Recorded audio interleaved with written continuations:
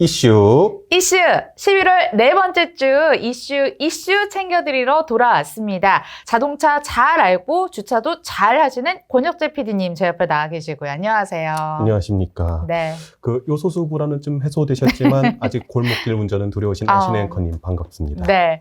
잘 지내셨으리라 믿고요. 또 이제 새로운 한 주가 시작됨에 따라 엄청 많은 또 뉴스가 쌓여 있더라고요. 저희가 그렇죠. 또 이제 해결을 해드려야죠. 네네. 오늘도 첫 번째 이슈 들어볼게요. 어떤 건가요? 현대자동차가 3년간 청년 일자리 46,000개를 창출하겠다는 약속을 했습니다. 저도 그 기사를 봤는데 듣기로는 국무총리도 참석을 할 정도로 큰 행사 자리였다고 하고요. 이 자리에서 정의선 회장이 무려 46,000개의 일자리를 새롭게 창출하겠다고 했는데요. 엄청난 규모예요. 네, 맞습니다. 정부 주도로 진행되고 있는 청년 희망 온 프로젝트라는 프로젝트가 있습니다. 민관이협업해서 양질의 청년 일자리를 늘리는 프로젝트인데요. 기업이 청년 일자리와 교육 기회를 제공하면 정부가 교육비 등을 지원하는 방식입니다. 정부를 대표해서 김부겸 국무총리가 삼성, LG, SK, 포스코, KT 등 이미 총수를 뵙고 청년 일자리 창출을 좀 독려를 했고요.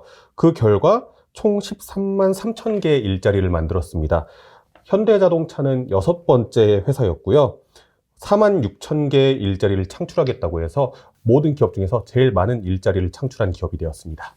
국무총리까지 이렇게 직접 와가지고 일자리를 창출하라라고 하면 기업 입장에선 굉장히 부담스러울 것 같은데요. 오죽하면 그럴까 싶은 게요. 대한민국의 청년 실업률 상승 속도가 OECD 가입 국가 38개 국가 중에서 혹시 몇인지 아십니까? 10위 안짝에 있습니까? 10위 안짝 딱 10위 안에 있습니다. 아하. 네, 코로나19 장기화로 인해서 산업 부분이 상당히 많이 악화됐죠. 그 다음에 고용시장의 불안정도 이런 정책을 펼치게 된 원인이라고 생각을 합니다. 이에 대해서 정의선 현대차 회장이 기업으로서 사업을 많이 번창시켜서 더 많은 일자리를 만들고 그 일자리에 청년들이 재능을 발휘할 수 있도록 하는 것이 기업의 의무다라고 그렇게 얘기를 했습니다. 멋진 멘트죠, 사실. 네. 안앵커님은 어떻게 생각하시나요? 그러니까 4만 6천 개 일자리면 엄청난 수준이라고 제가 아까 놀랐잖아요. 네. 청년 입장에서 생각을 해보면 너무 감사하죠. 무조건 찬성이죠. 취준 생활 해보셨잖아요. 아유, 그럼요. 정말 저도 눈물 나는 취준 생활을 했기 때문에 청년 입장에서는 한 자리라도 굉장히 중요할 것 같은데 현대자동차 입장에서 생각을 해보면 지금 가뜩이나 투자해야 될 것도 많고 그쵸. 뭐 지분 늘려야 되는 것도 많고 하는데 인력 고용에 돈을 쓰겠다? 이게 잘한 선택인지는 좀 두고 봐야 될 것 같긴 해요. 현대차 그룹이 이 자리에서 3년간 채용 계획을 보여줬는데 발표를 했는데 상당히 디테일한 편입니다. 3만 명을 직접 채용을 하고 나머지 1만 6천 명을 인턴십, 산학협력, 직무교육, 스타트업 및 사회적 기업 육성과 투자에 이뤄진다고 그렇게 밝혔고요. 직접 채용하는 3만 명도 로보틱스, UAM, 수소에너지, 자율주행 등에 투입을 한다고 밝혔습니다. 구체적으로 계획한 것을 봐서는 분명 채용의 의지가 있다는 것을 알 수 있습니다. 지금 자동차 시장이 하나부터 열까지 상당히 급진적으로 변하고 있잖아요. 내연기관이 전부 전동화 모델로 가고 있고 자율주행도 점점 더 고차원적인 기술로 향해서 가고 있고요. 심지어 자동차 회사가 날아다니는 UAM까지 개발을 하고 있는 이런 상황 속에서 자동차라는 교통수단의 패러다임 자체가 바뀌고 있는 과정이거든요. 그렇기 때문에 사실 이런 과정에서 R&D 인력에 대한 수요가 지속적으로 지금 필요한 과정이 있고 정부가 추구하는 양질의 일자리와도 사실 일맥상통한 부분이 있는 부분이죠. 네, 현대차가 UAM, 자율주행 같은 신사업을 자꾸 늘리는 과정이다 보니까 당연히 사람도 계속 필요하긴 하겠네요. 네. 반면에 현재 전 세계 자동차 업계는 구조조정이 한창 있죠. 내연기관 자동차에서 전동화 모델로 바뀌고 있잖아요. 그런데 이 전동화 모델, 즉 전기차가 내연기관 자동차에 비해서 60%의 부품밖에 안 쓴다고 합니다. 부품이 적어지니까 제작 공정이 줄어들고 그러다 보니까 제작하는 인력이 필요 없게 되는 거겠죠. 그만큼 적어지는 거겠죠. 이미 글로벌 자동차 브랜드들이 한 2, 3년 전부터 계속 지속적으로 구조조정을 진행을 하고 있었고요. 올 3월만 해도 폭스바겐이 생산직 근로자 5천여 명을 구조조정을 진행을 했습니다. 사실 현대차도 같은 상황에 닥쳐 있어요. 그런데 현대차는 인위적인 구조 조정이 아니라 정년퇴직자분들은 계속 퇴직을 하실 거 아니에요. 그러면서 자연스럽게 생산직 근로자를 감소하겠다라는 그런 계획을 가지고 있습니다. 다만 전기차 등 신사업에 있어서는 폭스바겐이나 이런 다른 글로벌 자동차 기업들도 지속적으로 채용을 진행하고 있습니다. 네. 이외에도 간담회에서 새롭게 나온 이야기가 있나요? 네, 아무래도 전기차와 관련된 소식이 좀 많았습니다. 우선 전기차의 미국 생산 계획 중에 있다. 네, 다만 시기는 조율 중이다. 공식적으로 발표를 한 거네요? 네네, 그렇습니다. 아무래도 지금 전기차 사업으로 상당히 빠르게 변화하고 있기 때문에 미국 내 전기차 생산시설 세우는 거는 뭐 당연히 예상할 수 있는 부분이죠. 다만 시기가 언제냐인데 당장 내년은 아니라고 일단 밝혔습니다. 테슬라, 리비안, 루시드 같은 대형 전기차 업체들이 미국에서 상당히 경쟁을 하고 있잖아요. 그런 곳에 빨리 현대차가 전기차 공장 세워서 같이 경쟁했으면 하는 바람이고요. 다음으로는 배터리 내재화는 안 하겠다는 소식입니다. 전기차에 있어서 가장 비싸고 가장 중요한 부품 바로 배터리입니다. 그렇기 때문에 사실 많은 글로벌 자동차 회사들이 배터리를 직접 생산하겠다. 내재화한다고 선언 많이 했잖아요. 네, 그렇게 선언을 하고 있는데 현대차는 배터리 회사랑 배터리 셀 개발 같이 할 수 있지만 직접 생산은 안 하겠다라고 이렇게 밝혔습니다. 아무래도 전기차 배터리를 상당 부분 차지하고 있는 LG, SK, 삼성 등이 국내 기업이잖아요. 같은 파트너십을 통해서 좋은 관계를 유지하려는 전략이 아닌가 싶습니다. 최근에 현대차가 보여줬던 행보를 보면 배터리 공동연구센터를 설립을 한다든지 아니면 미국에 있는 배터리 스타트업에 투자한다든지 해서 저는 직접 배터리를 내재화하려고 이런 포석을 깔고 있는 게 아닌가 싶었는데요. 어찌됐든 진심이든 아니든 이 자리에서 공식적으로 일축을 했다는 게 굉장히 흥미로운 것 같습니다. 이어서 두 번째 이슈 챙겨볼게요. 네, 아마 이것 때문에 많은 분들 난리 나셨을 겁니다. 포드와 리비안 전기차 동맹이 깨졌습니다.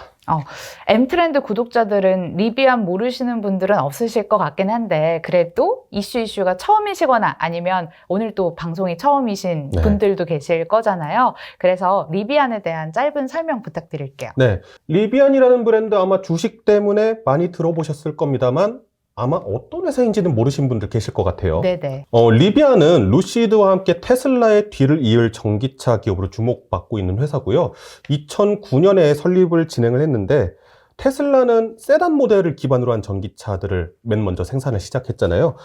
반면에 SUV인 R1S, 픽업 트럭인 R1T라는 모델을 먼저 공개를 했고 이중 픽업 트럭인 R1T를 올 9월에 처음으로 고객한테 인도하기 시작했습니다. 설립 12년 만에 첫 차량을 판매를 한 거죠. 이 과정에서 2019년 미국의 인터넷 플랫폼 기업 아마존, 그 다음에 포드 자동차한테 105억 달러, 한화로 12조 원이라고 합니다.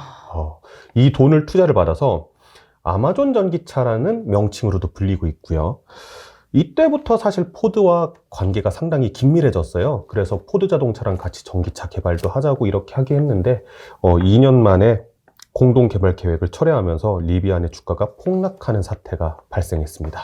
아마존이 지분 20%로 1대 주주고 포드가 지분 12%를 가지고 있어서 2대 주주인 건 알았어요. 포드랑 리비안의 관계가 끈끈한 줄 알았는데 이렇게 깨지게 된 이유가 있나요? 사실 정확한 사정이야 두 브랜드만 알지 않겠습니까? 그렇죠. 네, 근데 단지 시기적으로 우리가 예상을 하건대 포드에게 너무 위협적일 정도로 리비안이 커졌다라는 겁니다. 시가총액이요. 네, 그렇죠. 리비안이 지난 11월 10일에 주식 상장을 했는데요. 불과 일주일 만인 16일 날 시가총액이 1위인 테슬라, 2위인 도요타에 이어서 3위를 기록했습니다. 이때 시가총액이 1,467억 달러였어요. 그렇다면 포드 시가총액은 얼마였을까요? 포드를 넘어섰겠죠. 넘어섰겠죠. 포드의 시가총액이 790억 달러, 거의 2배 차이입니다. 네. 자동차 브랜드의 시가총액 순위만 놓고 보면은 리비안이 3위라 그랬잖아요. 포드가 8위였어요. 그러다 보니까 포드 입장에서는 사실 좀 거북할 수도 있죠. 왜냐면 포드는 100년의 역사를 가진 회사잖아요. 신생 스타트업인데 이제 막 첫차 내보였는데 시가총액 막 2배 이상 가고 그러니까 사실 포드 입장에서도 좀 언짢을 수도 있고요. 사실 이렇게 된 이유는 테슬라가 현재 시가총액 1위라고 말씀드렸잖아요. 네. 사실 테슬라가 상장했을 때 누가 테슬라가 1위를 차지할 거라고 예상이나 했을까요? 아니요. 그쵸. 토요타나 폭스바겐 같은 쟁쟁한 글로벌 기업들을 제치고 1위를 한 것을 보고 사람들이 충격을 받았겠죠. 그렇기 때문에 아마 그런 사람들의 기대 심리가 투영된 결과이지 않을까 싶은데요. 1호부터 3일 지난 19일 포드와 리비안의 공동개발 계획이 철회가 되면서 리비안의 주가가 폭락을 하게 됐습니다. 고점일 때 매수하셨다면 약 30%의 손실을 봤을 것으로 추정이 됐다고 합니다. 포드가 리비안 지분을 가지고 있었기 때문에 고점에서의 폭락은 그들조차도 원하지는 않았을 것 같아요. 그래서 네. 그게 아마 주된 이유는 아닐 것 같고요. 네네. 뭔가 시장에서 추정되거나 다른 이유는 없나요? 네, 있습니다. 리비안과 포드의 전기차 개발 방향이 달랐을 거라는 예상이거든요. 현재 리비안이 삼성 SDI의 원통형 배터리를 들여와서 자체적으로 배터리 팩을 만들고 있어요.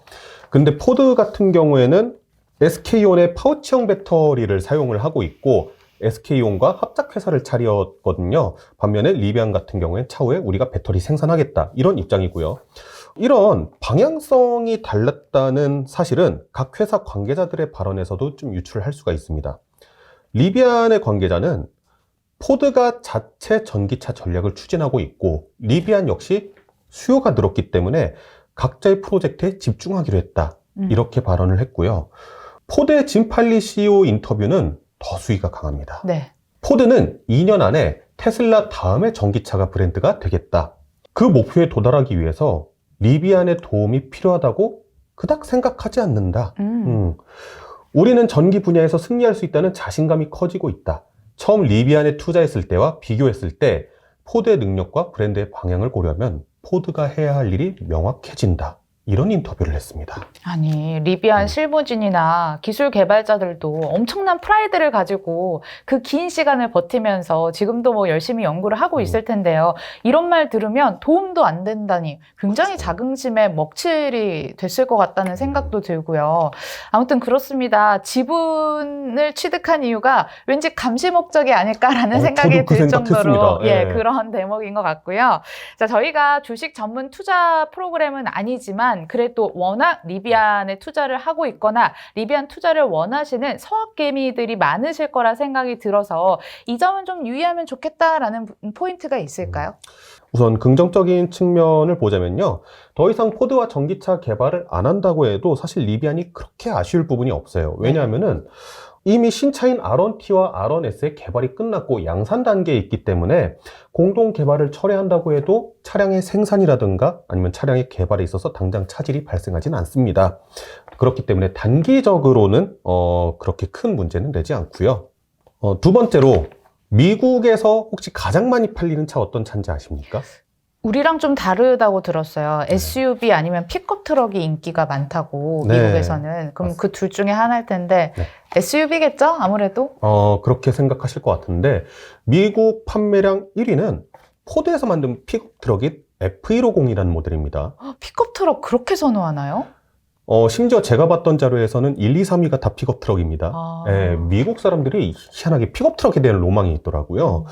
그 다음이 SUV입니다. 그래서 어떤 자료를 보면은 미국 내에서 픽업 트럭과 SUV의 점유율이 무려 70%에 달한다는 그런 자료도 있습니다. 그래서 리비안은 테슬라와 루시드와는 다르게 시장이 큰 분야, SUV와 픽업 트럭 먼저 만들었으니까요. 그런 부분을 정조준에서 진입을 했고 사실 공급만 잘 따라가면은 안정적인 판매량을 확보할 수 있는 회사거든요. 당장 스타트업으로 처음으로 차를 양산하는 브랜드인데 거기에 차를 구매하기 위해서 예약한 대기자만 5만 명이 넘는다고 합니다. R1T를 제가 좀 자세히 봤어요. 이번에 자료를 봤더니 내연기관하고 전기차는 구조가 다르잖아요. 이 구조를 상당히 100% 활용해서 패키징이 상당히 매력적인 자동차입니다. 뭐 예를 들어서 차 가운데서요 싱크대가 튀어나와요. 인덕션도 있고 개수대도 있어요. 이게 캠핑 옵션입니다. 그리고 화물칸 아래랑 그 다음에 일반적으로 엔진이 들어가 있는 보닛 아래 대형 화물 공간이 있다든지 4바퀴에 각자 모터가 달려 있어가지고 비포장도로 있잖아요. 거기선 차가 360도로 회전을 합니다. 로봇이네요. 그렇기 때문에 상당히 매력 있는 자동차인 건 분명하거든요. 장점을 말씀드렸으니까 이제 부정적인 부분 한번 말씀드려 볼게요. 제가 아까 전에 미국에서 판매 1위 차량이 뭐라고 말씀드렸죠? 픽업 트럭. 픽업 트럭. 그 중에서도 뭐라고 말씀드렸죠? 자찌렌? 한 번씩 이렇게 체크를 해야 되겠어요. 예. 네. 포드 F150이라는 픽업 트럭인데, 죄송합니다. 네. 내년에 2차 전동화 모델이 데뷔를 합니다. 픽업 트럭의 전기차 모델이요? 네. 그러니까 리비안 R1T도 픽업 전기 트럭이잖아요. 경쟁자가, 그것도 엄청 막강한 경쟁자가 생긴 거네요. 심지어 반값입니다. 아유, 분발해야겠는데요. 네. 리비안의 사전 계약 물량이 5만 대가 넘는다고 말씀드렸죠. 포드 F150의 전동화 모델인 F150 라이트닝 사전 계약 대수가 20만 대 가깝다고 합니다. 반값에 네. 4배나 사전 물량이 많다. 네. 그리고 이 외에도 상당히 요란스럽게 등장했었던 우리 테슬라의 사이버 트럭 기억하시나요? 네네. 네. 드디어 내년에 나오니까. 네, 내년에 나올 예정이고, 그 다음에 GM에서 험머의 부활로 상당히 많은 기대를 끌고 있는 GM 험머 EV 픽업 트럭도 내년 출시 예정입니다. 막강한 경쟁 모델 다수가 내년에 출시가 되고요. 리비안의 R1T가 사실 최초의 전기 픽업 트럭이라는 타이틀은 갖고 있거든요.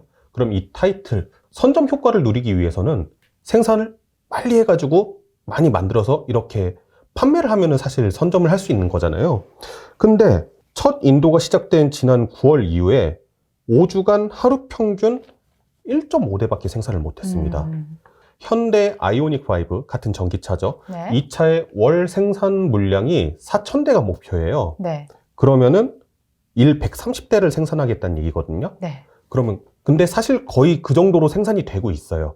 지금 네. 차량용 반도체도 부족한 상황에서 그래도 하루에 130대. 130대를 생산을 하고 있는데 네. 우리의 그 리비안의 R1T는 1.5 대. 1.5대. 아이고. 네. 그래서 이제 겨우 180대 생산했습니다. 네. 연말까지 R1T 1200대, R1S 25대를 생산하겠다고 하는데 이 계획대로 될지가 상당히 미지수입니다. 그다음에 처음으로 차를 만들어 보잖아요. 초기 생산 물량이고 그렇기 때문에 이 차에 어떤 오류가 발생할지 데이터가 없습니다. 그렇기 때문에 그것에 대한 좀 리스크도 있는 편이고요. 참고로 리비안 화재랑 관련된 이슈가 있습니다. 리콜이랑 화재까지 발생을 안 해야겠지만 네. 추후에 또 이게 발생이 된다면 어떻게 대처할지도 굉장히 난처하죠. 걱정스럽네요. 네. 예, 좋습니다. 또 우리 개인 투자자들은 리비안 같은 종목의 주식은 변동성이 극심할 수 있으니까 조심하시기 바라겠고요. 그래도 정말 나는 리비안을 사야겠다 싶으신 분들은 몰빵은 위험합니다. 분할 매수라든지 여러 방법을 통해서 조심스럽게 접근하는 방법까지 한번 고민해 보시길 바랄게요. 자, 이어서 마지막 이슈 남았네요. 어떤 건가요? 현대차와 롯데 UAM 사업향에 박차 가한다 준비해왔습니다. 네, 많은 자동차 제조사들이 UAM 시장에 뛰어들고 있긴 한데 롯데가 UAM에 뛰어들고 있다는 좀 의외였어요. 네. 일단은 그거는 잠시 후에 이야기를 나눠보고요. UAM이 뭔지부터 설명 부탁드릴게요. 네. 도심 항공 교통수단을 이야기를 합니다.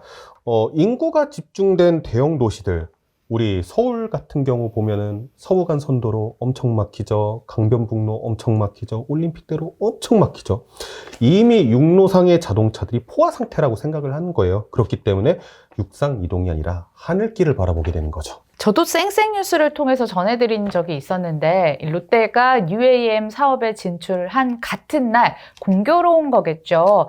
현대차도 진영을 만들어서 UAM 진영을 구축한다라는 같은 뉴스가 전해졌는데 이 벌써 경쟁 구도가 뜬 건가도 싶더라고요. 네. 현대차와 롯데가 각각 어떤 일을 진행을 하고 있나요? 네. 우선 현대차는 인천국제공항공사, 현대건설, KT, 대한항공 등과 업무 협약을 맺고 UAM 상용화를 위한 각자의 분야의 협력을 진행하기로 했습니다. 그리고 공교롭게도 진짜 같은 날이죠. 16일 롯데는 UAM 사업 진출을 선언을 했습니다. 비행체를 개발하는 미국의 스카이웍스 에어로노틱스라는 회사와 그다음에 배터리 모듈을 개발하는 미국의 모비우스 에너지라는 회사, 그다음에 한국의 민트에어, 인천시, 그 다음에 항공우주산학융합원 등과 같이 사업을 진행합니다.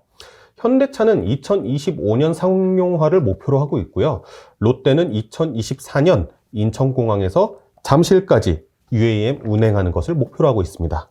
현대차는 모빌리티 사업을 원래 하고 있었기 때문에 그냥 응용 심화 버전으로 뭔가를 더 플러스 알파를 시키려나 보다라고 이해가 되는데요. 롯데는 제가 아까 말씀드렸듯이 정말 좀 의외였어요. 네. 그래서 롯데 하면 유통 강자가 생각이 나서 네네. 혹시 또 접목을 해보자면 롯데 UAM 타면 롯데 껌을 주거나 아니면 롯데리아를 주는 건가 기내식으로 이런 생각도 좀 하게 되고요. 네, 저도 이게 사실 롯데 모빌리티랑 전혀 상관이 없잖아요. 네. 그렇기 때문에 이게 대체 왜 UAM 사업에 뛰어들지 하고 좀 궁금해했는데 기사를 보니까 이유가 명확하더라고요. 모빌리티 플랫폼을 활용해서 인천공항에서 서울 도심까지 일단 이동, 그 다음에 숙박, 쇼핑, 관광의 통합 서비스를 제공한다는 내용인데요. 롯데 호텔, 롯데월드, 롯데백화점 다 어디에 있나요? 잠실에 있잖아요. 네, 잠실에 있잖아요. 네. 그러니까 인천공항에서 잠실까지 교통만 해결되면은 외국인들이 많이 유입이 될 거다. 와. 네, 그런 판단이 있었던 것 같아요. 거기에다가 롯데는 지금 아까 말씀하셨던 것처럼 유통까지 겸하고 있잖아요. 그렇기 때문에 이 UAM에 대한 필요도도 확실하게 있어 보이고요. 피디님, 근데 제가 놀라운 걸 좀 발견을 했어요. 네네. 보니까요, 한 팀으로 움직인달까요? 봐봐요. 현대차는 인천국제공항공사, 현대건설, KT, 대한항공이랑 움직인다 그랬죠. 네. 근데 롯데는 미국의 스카이웍스 에어로노틱스, 모비우스 에너지, 민트에어 인천시 등등과 이렇게 뭉쳐서 활동하는 것 같은데 네. 팀으로 움직이는 이유가 있습니까? 육로로 다니는 자동차와 다르게 하늘길이 상당히 복잡합니다. 현대차 연합을 좀 예로 들어서 설명하면 쉬울 것 같은데요. 일단 현대차는 UAM을 개발을 하겠죠. 기체를 개발을 하고 이거를 제조해서 판매를 하고 운영 등의 사업화 모델을 개발을 할 것이고, 인천국제공항공사 UAM이 아무래도 처음 등장하는 교통수단이잖아요. 그렇기 때문에 이에 대한 인프라 구축하고 운영 담당하고, 현대건설은 UAM 수직 이착륙장인 버티포트 구조와 제반시설의 설계 및 시공 기술을 개발한다고 합니다. 그러니까 이 UAM은 드론처럼 이렇게 수직 이착륙을 합니다. 수직 이착륙을 할 수 있는 조그마한 공항을 만들어야 되겠죠. 이거를 현대건설에서 담당한다는 거고요. KT는 UAM 통신 인프라와 데이터 플랫폼을 개발을 맡기로 했으며 사업 모델 연구 및 교통관리 시스템 개발, 실증 협력도 추진한다고 되어 있는데요. 마지막으로 대한항공은 UAM 운항, 통제 시스템 개발과 여객물류 운송 서비스 모델을 연구한다. 통제라는 게 여간 까다로운 게 아닙니다. 이 통제사분들이 이 관제사라는 분들이 어떤 거를 하냐면요. 일단 기본적으로 비행기 이륙하고 착륙하는 것에 대해서 순서도 다 지정해줘야 되고요. 그 루트까지 다 지정을 해줘야 됩니다. 네, 기상 상황도 알려줘야 되고, 그리고 제일 중요한 거, 기내에서 비상 상황이 벌어질 수도 있잖아요. 네네. 뭐 기내가 갑자기 기체가 고장이 난다든가, 기내에서 뭐 비상 상황이 발생했다든가, 이럴 때 다 관제사가 지시를 해야 됩니다. 어떻게 하라고. 그런 중요한 역할을 맡게 된 게 대한항공이라고 보시면 될 것 같습니다. 흥미롭네요. 공상과학 어디쯤이라고 생각했던 게 구체적으로 현실로 이루어지고 있긴 한데, 이게 아까 현대차 진영이 2025년 밝혔고 롯데 네. 진영이 2024년 밝혔잖아요. 네네. 생각해보면 정말 머지 않은 날이거든요. 네. 이게 가능한 날짜인가요? 사실 UAM 상용화를 2025년으로 보고 있길래 저도 이거 너무 성급한 거 아닌가? 좀 그렇게 생각을 했습니다. 네, 이렇게까지 다양한 기업들이 되게 체계적으로 움직이는 걸 보니까 상용화 자체는 굳이 2025년이 아니더라도 상당히 하긴 근시일 내에 하겠구나. 하겠다, 그런 생각이 듭니다. 또한 이제 많은 신기술이 집약되어 있는 최초의 대중교통인 거잖아요. 그러다 보니 탑승 비용이 너무 비싼 거 아닐까? 진짜 좀 너무 비쌀 것 같아요. 네, 그런 생각을 했었는데 현대차가 상당히 발빠르게 방안을 마련을 했더라고요. 기존 택시 요금보다 20%에서 30% 정도밖에 안 높다고 합니다. 잠깐만요. 네. 지금 서울 기본 택시 요금이 3,800원이거든요. 네네. 여기서 20%, 30% 비싸면 한 4, 5천 원 정도 수준인 건데 그 정도면 전 타겠어요. 네. 그러니까 시간이 많이 단축이 되잖아요. 그렇기 때문에 소비자들이 아마 눈을 돌리는 일은 없을 것 같다라는 생각을 합니다. 근데 우려되는 부분은 그럼에도 불구하고 있어요. 뭘까요? 우선 UAM이 대중교통으로서 존재 가치가 있기 위해서는 접근성이 좋아야 되겠죠. 네. 혹시 한강에서 수상 택시 운영하는 거 알고 계시나요? 네, 알고 있습니다. 네. 근데 누구 타나요? 아유. 본 적이 없어요, 저는. 네. 지난해 출퇴근하기 위해서 수상택시를 타신 분이 30명 조금 넘는다고 합니다. 네. 근데 이게 실패한 이유 중에 하나가 타 대중교통하고 환승 안 되고, 그 다음에 이 보트에서 내려서도 다른 대중교통을 타기가 너무 어려운 거예요. UAM 역시 마찬가지인 게, 아까 전에 수직 이착륙장 필요하다고 말씀드렸잖아요. 별도의 버티포트라는 이착륙장이 필요하기 때문에 타 교통시설하고의 접근성이 조금 아무래도 떨어질 수밖에 없겠죠. 그리고 서울이 상당히 도심이 빽빽하잖아요. 그런 곳에 안전 문제 없는 버티포트를 지을 수 있을까?